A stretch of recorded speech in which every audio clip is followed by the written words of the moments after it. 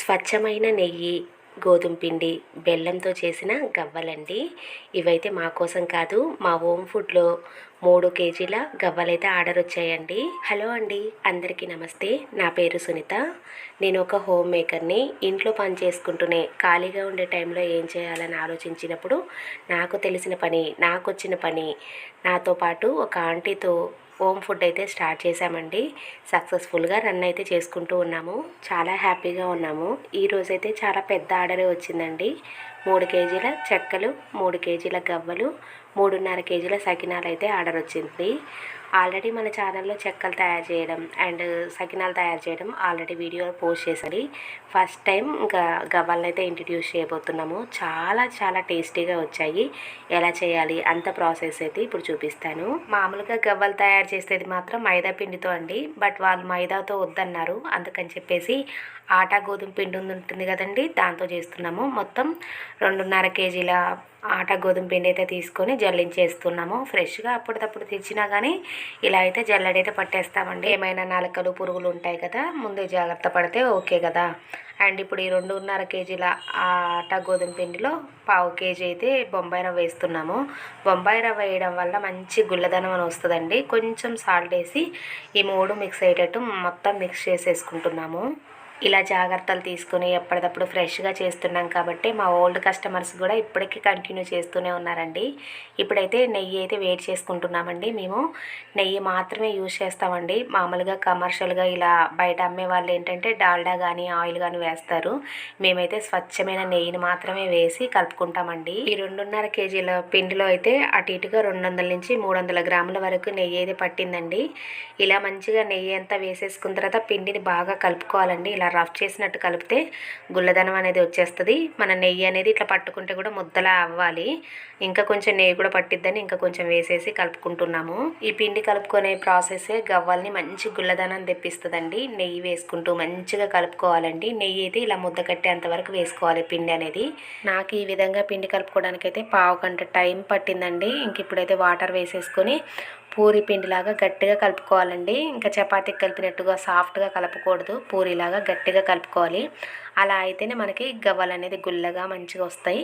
లేదంటే నూనె పీల్చినట్టు ఉంటాయి అనమాట. ఈ పిండి పైన ఒక క్లాత్ పెట్టేసుకొని 1/2 గంట పక్కన పెట్టేసుకున్నాం అంటే దాంట్లో ఉన్న బొంబాయి రవ్వ అంతా కూడా మంచిగా నానుతుంది.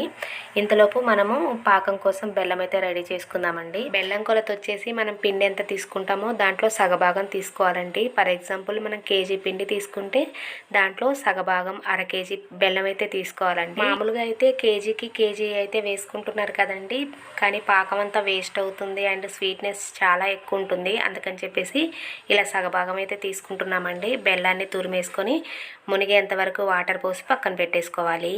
ఇంక ఇప్పుడైతే గవ్వలు అయితే తయారు చేసుకుందామండి. పిండి చూసారు కదా, ఇలా గట్టిగా ఉంటేనే మనకి గవ్వలు మంచిగా వస్తాయి. ఆ బొంబాయి రవ్వలో కూడా మధ్య మధ్యలో కనిపిస్తూ చాలా బాగుంటుంది. ఇంకా పిండిని కలిపేటప్పుడు ఆ గవ్వలు తయారు చేసేటప్పుడు కూడా పిండిని అయితే బాగా కలుపుకోవాలండి. ఇలా గట్టిగా ప్రెస్ చేస్తూ మంచిగా పిసుకున్నట్టు చేయాలండి. అలా చేస్తే ఆ రవ్వ అనేది మంచిగా మిక్స్ అవుతూ ఉంటుంది.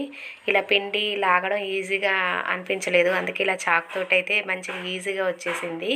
ఇలా చిన్న చిన్న ముక్కలుగా కట్ చేసేసుకొని ఇంకా పిండి కలిపేటప్పుడు మాత్రం ఇలా ప్రెస్ చేస్తూ కలుపుకోవాలి. గవ్వలు తినడానికి ఈజీగా టేస్టీగా చాలా బాగుంటాయి, కానీ చేసేటప్పుడు ప్రాసెస్ మాత్రం చాలా క్రిటికల్గా ఉంటుంది. చాలా చితుకు పని అండి. చిన్న చిన్న ఉండలు ఫామ్ చేసుకొని వాటిని గవ్వలుగా ప్రెస్ చేసుకోవడం చాలా ఇబ్బంది అనిపిస్తుంది. కానీ కష్టపడినా కానీ అవుట్పుట్ అయితే బాగుంటుంది. వీటి టేస్ట్ వీటిదేనండి. ఇంక ఇలా అయితే బాల్స్ చేసుకున్న తర్వాత ఇదైతే గవ్వలు ఫామ్ చేసే చెక్క అంటారండి.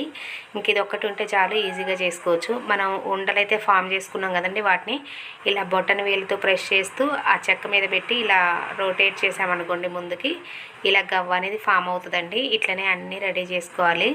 మేమైతే మా హోమ్ ఫుడ్లో ఎప్పటికప్పుడు ఫ్రెష్ ఆయిల్ మాత్రమే యూజ్ చేస్తాం. దాంతోపాటు రిఫైండ్ ఆయిల్ మాత్రమే యూజ్ చేస్తామండి. పర్టికులర్గా ఎందుకు చెప్తున్నానంటే మేము అదే ఫాలో అవుతాం కాబట్టి కంపల్సరీగా చూపిస్తూ ఉన్నాను.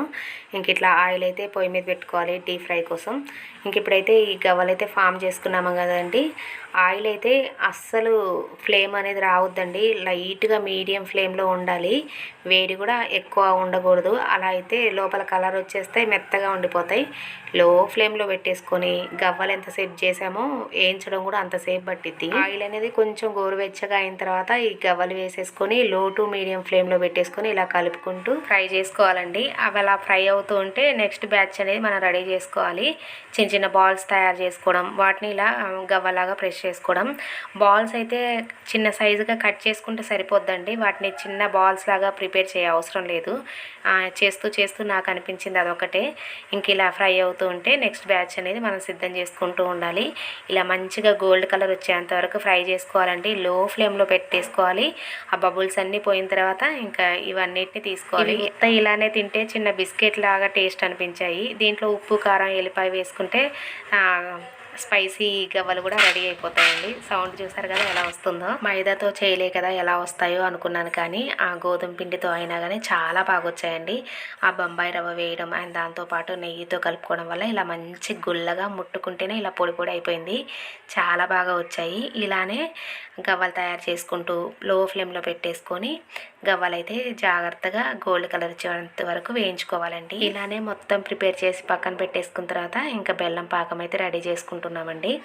ముందుగానే వాటర్ పోసి ఉంచేసాం కదండి, కొంచెం మంచిగా బెల్లం కూడా నానింది. ఇలా గంటతో ప్రెస్ చేస్తూ ఉంటే బెల్లం మొత్తం కరిగిపోద్దండి. ఈ బెల్లాన్ని మనం వడగట్టుకోవాలి, లేదంటే నలకలు అవి ఉంటాయి కదా, అందుకని వేరే బౌల్లో మనం ఏదైతే పాకాన్ని తీస్తాం అనుకుంటాం దాంట్లో కొంచెం నెయ్యి వేస్తున్నామండి.